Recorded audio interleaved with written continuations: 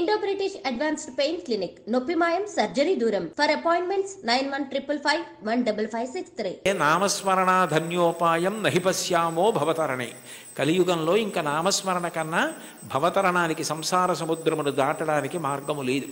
భాగవతంలో అంటారు, నామము ఎంత తేలిక అంటే బిడ్డ పేరు పెట్టి పిలిచిననైన విశ్రామ కేళినైన మిగుల గేలినైన పద్య గజ్జ గీత భావార్థములనైన కమలనయను తలుప కలుషహరము. మీరు బిడ్డకి పేరు పెట్టుకుని చక్రి అని పేరు పెట్టుకున్నారు, శౌరి అని పేరు పెట్టుకున్నారు. శౌరి శౌరి శౌరి శౌరి అని పేరు అదే పనిగా బిడ్డ పేరు పెట్టి పిలిచినా అది భగవంతుణ్ణి పిలిచినట్టే ఆయన లెక్కలోకి తీసుకుంటాడు. అందుకే కదా అజామీలుడు మోక్షాన్ని పొందాడు. కాబట్టి బిడ్డ పేరు పెట్టి పిలిచిననైన విశ్రామ కేళినైన ఆడుకుంటూ భగవంతుడి పేర్లు కొన్ని అవతల వాళ్ళు పెట్టుకుని యువతల వాళ్ళు పెట్టుకుని ఆడుకుంటూ పిలుచుకున్నా సరే భగవంతుడు దాన్ని తన నామం ఉచ్చరించడంగానే స్వీకరిస్తాడు. విశ్రామ కేళినైన పద్య గజ్జ గీత భావార్థములనైన, ఓ పద్యం ద్వారానో గీతం ద్వారానో అర్థం ద్వారానో మీరు హరినామం, భగవన్నామం, శివనామం ఏదో భగవన్నామాన్ని పట్టుకున్నారనుకోండి, ఆ నామము చాలు తరింపజేసేస్తుంది. అది మిమ్మల్ని గట్టెక్కించేస్తుంది. అందుకే అంతకన్నా గొప్పది లేదు, అంతకన్నా మీకున్న ప్రతిబంధకాల్ని తీసేసేది లేదు.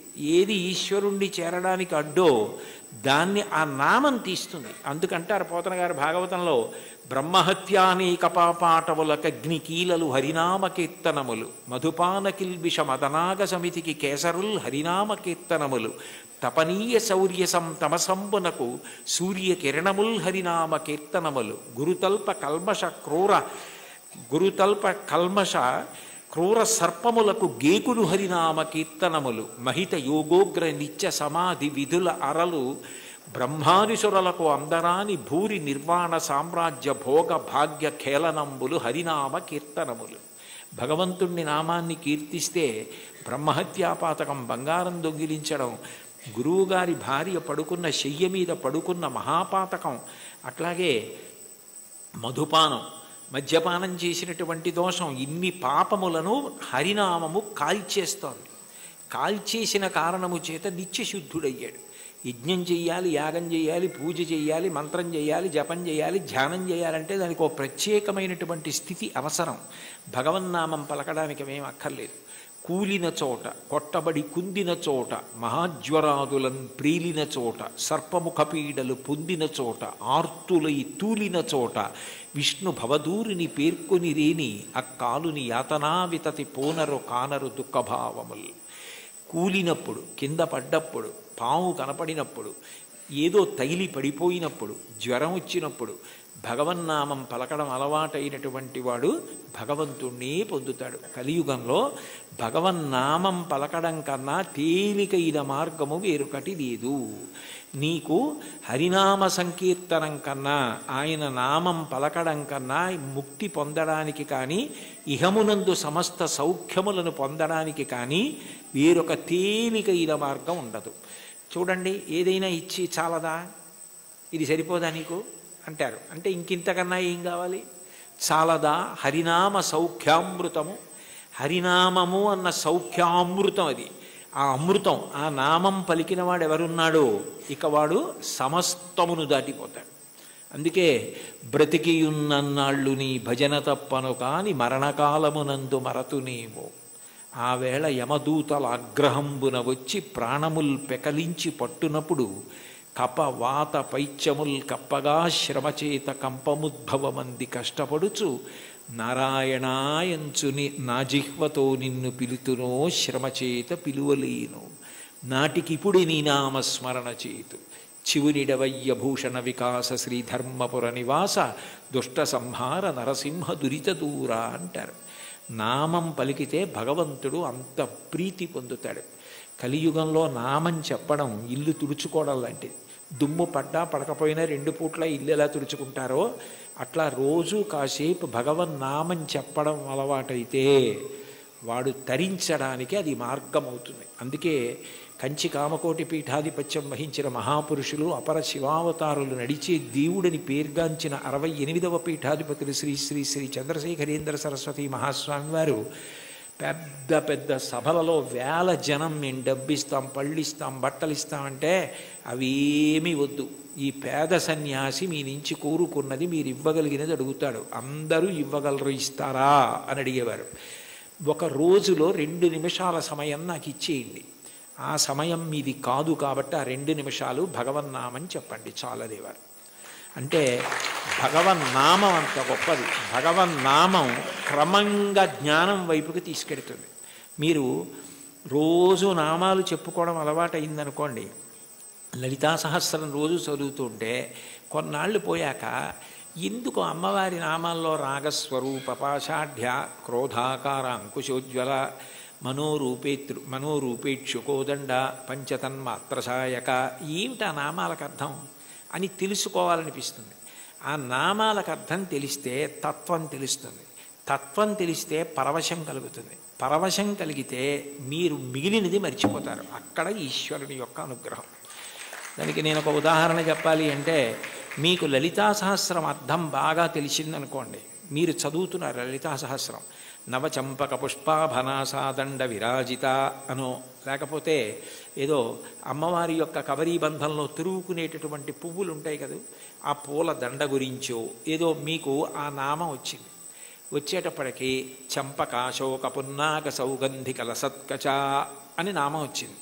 మీకు అమ్మవారి నల్లటి కబరీబంధం, దాని మధ్యలో ఉన్న చూడామణి, తలకి అటు ఇటు పెట్టుకున్న సూర్యచంద్రులు, పాపటలో పెట్టుకున్న కుంకం, ఆవిడ ఇలా పెట్టుకున్నటువంటి ఆ చూడామణితో కూరుకున్నటువంటి ఆభరణ విశేషం, అమ్మవారి కబరీబంధంలో పెట్టబడినటువంటి సింహాచల సంపంగి పూల దండ, అశోక పుష్పాల దండ, ఇవన్నీ కనపడి ఆ కబరీబంధం వంక మనసు నిలబడిందనుకోండి, మీకు తెలియకుండా మీరు ఏం చేస్తారంటే తర్వాత నామని చెప్పలేరు. చంపకాశోక పున్నాక సౌగంధిక లసత్కచ, చంపకాశోక పున్నాక సౌగంధిక లసత్కచ, చంపకాశోక పున్నాక సౌగంధిక లసత్కచ అంటుంటారంటే మీ మనసంతా కూడా అమ్మవారి కబరీబంధమునందు లయమైపోయింది. ఆ కొప్పు ముడిని చూస్తూ అప్పుడు భార్య ఎవరో అటువైపు వచ్చి, ఏమిటి ఈయన ఇవ్వాలి లలితా సహస్రం ఇదే నామని చెప్తున్నారు, మరిచిపోయారా ఏమిటా అని, కురివిందమణి శ్రేణి కనత్కోటి ఇరమండిత అందనుకోండి, పాడు చేసేసావేనా ధ్యానం అంటే అక్కడ మనసు లయమైంది. ఇంకా మిగిలినవి ఏవి గుర్తు రావట్లేదు. అమ్మవారి కబరీబంధ దర్శనం చేస్తున్నాడు. నామాల యొక్క అర్థం తెలిసిందనుకోండి, అదే భగవత్తత్వం. ఆ భగవత్తత్వం తెలిసిందనుకోండి పరవశం. పరవశమే మీ యొక్క ధ్యాన స్థితికి కారణం.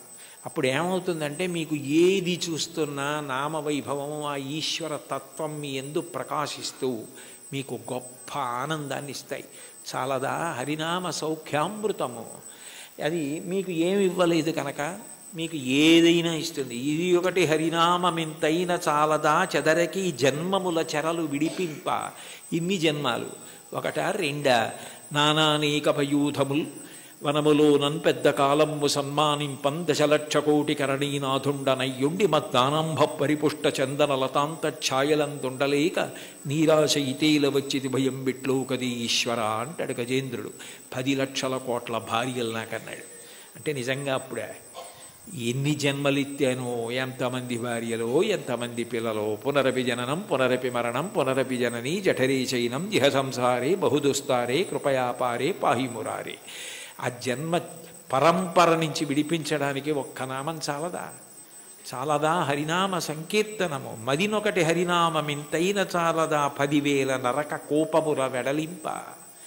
10,000 నరక కోపముల యందు పడవలసిన పాపాలు తీసేయడానికి ఒక్క నామ సంకీర్తనం చాలు. ఎంత పెద్ద దూది పర్వతమైనా కాలిపోవడానికి ఒక్క నిప్పు రవ్వ చాలు. ఒక్క నామం చాలు, ఎంత సంచితమైన దగ్ధమైపోతోంది. కలదొకటి హరినామ కనకాద్రి చాలదారి బంగారు కొండ. తొలగుమని దారిద్ర్య దోషంబు చెరచ. లేదన్న బాధ పాపము వలన వస్తే పాపమును తొలగించడానికి ఆ నామం చాలు. తెలివొకటి హరినామ దీపమది చాలదా కలుషంపు కఠిన చీకటి పారద్రోల. కఠినమైన అజ్ఞానమనే చీకటిని పారద్రోలడానికి భగవన్నామం అన్న దీపం చాలు.